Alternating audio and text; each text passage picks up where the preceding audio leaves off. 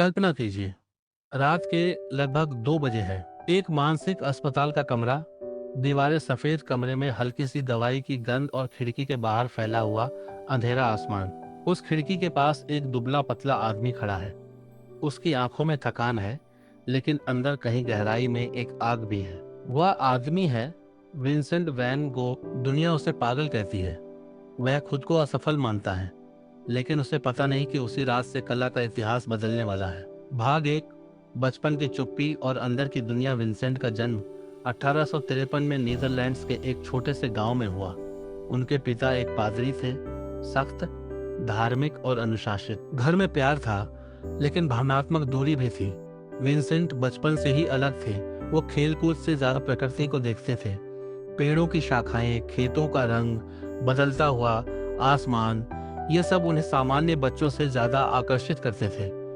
वो बहुत संवेदनशील थे, इतने संवेदनशील कि छोटी सी बात भी उनके दिल को छू जाती थी। लेकिन यही संवेदनशीलता आगे चलकर उनके लिए वरदान भी बनी और अभिशाप भी। भाग दो, असफलताओं की लंबी श्रृंखला। युवावस्था में विंसेंट ने कई काम किए। आर्ट डीलर बने, स्कूल टीचर बने, चर्च में प्रचारक बने। हर जगह उन्होंने पूरी ईमानदारी से काम किया, लेकिन हर बार असफलता मिली। धीरे धीरे लोगों ने उन्हें अजीब कहना शुरू कर दिया। उनका स्वभाव सीधा था, लेकिन सामाजिक रूप से असहज। उनकी जिंदगी में एक ही इंसान था जो उन्हें समझता था, उनका भाई थियो। थियो ने न सिर्फ उन्हें आर्थिक सहायता दी, बल्कि भावनात्मक सहारा भी दिया। अगर थियो न होते तो शायद विंसेंट कभी कलाकार नहीं बन पाते। सफर 27 साल की उम्र में विंसेंट ने तय किया, अब मैं पेंटिंग करूंगा। यह उम्र बहुतों के लिए स्थिरता की होती है, लेकिन उनके लिए यह शुरुआत थी। अगले 10 सालों में उन्होंने लगभग 2000 आर्टवर्क बनाए। तेल चित्र, स्केच, वाटर कलर, दिन रात बस काम। लेकिन दुखद सच यह था कि उनकी जिंदगी में सिर्फ एक ही पेंटिंग बिकी। इतनी मेहनत, इतनी लगन और बदले में उपेक्षा। यह दर्द धीरे धीरे उनके मानसिक स्वास्थ्य को प्रभावित करने लगा। 1888 में विंसेंट फ्रांस के आल्स शहर गए। वहां उन्होंने सपना देखा, आर्टिस्ट का येलो हाउस। उन्होंने अपने दोस्त पॉल बोगैन को बुलाया। शुरुआत में सब ठीक था, लेकिन दोनों की कला और स्वभाव अलग थे। बहसें बढ़ती गईं।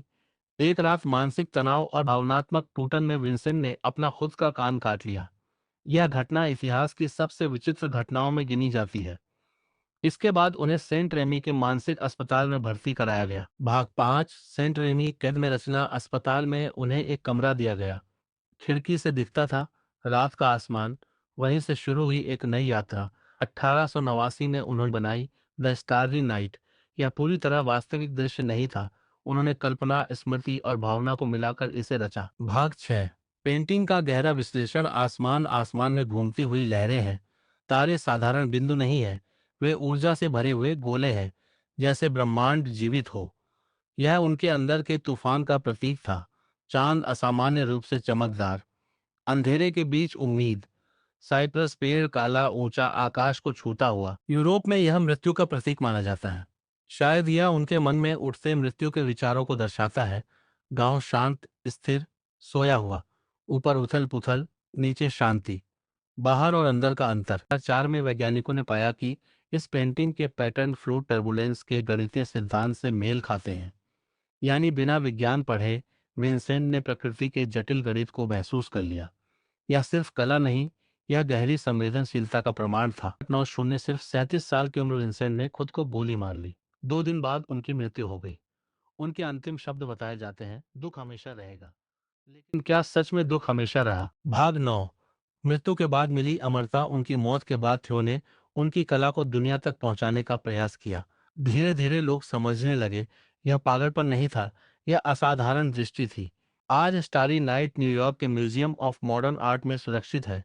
लाखों लोग हर साल इसे देखने आते हैं। भाग 10, यह पेंटिंग हमें क्या सिखाती है? संवेदनशील होना कमजोरी नहीं है। असफलता स्थायी नहीं होती। दर्द भी सुंदर बन सकता है। पहचान देर से मिल सकती है, लेकिन मिलती जरूर है। स्टारी नाइट हमें सिखाती है, अंधेरा हमेशा दुश्मन नहीं होता। कभी कभी अंधेरे में ही तार सबसे ज्यादा चमकते हैं। अंत